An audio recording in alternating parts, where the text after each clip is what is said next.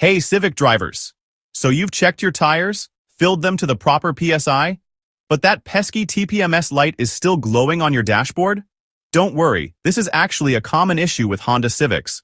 What this means is, the TPMS, or Tire Pressure Monitoring System, needs to be recalibrated after you've adjusted your tire pressure.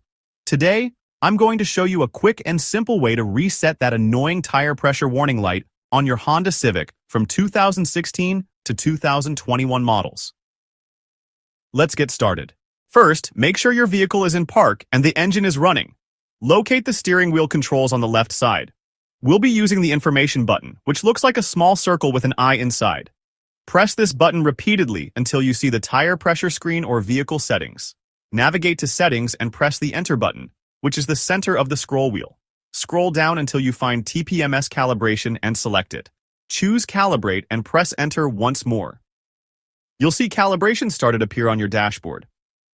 Now drive for about 20 to 30 minutes at speeds above 30 miles per hour to complete the process. Method 2. Using the touchscreen display. For higher trim levels like EX, EXL, and Touring models, start your vehicle and put it in park. On your infotainment touchscreen, tap the settings icon. Then, select Vehicle from the settings menu. Then, follow the method. 1 steps, it should reset the tire pressure light. Now, here are some important things to know. Always ensure your tires are properly inflated before calibrating. The recommended PSI is usually around 32 to 35 PSI. Check your driver's side door jamb for the exact recommendation for your model.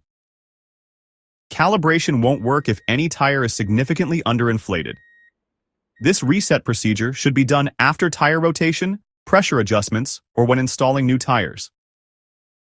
The light may flash during calibration. This is normal. The light may flash during calibration. This is normal.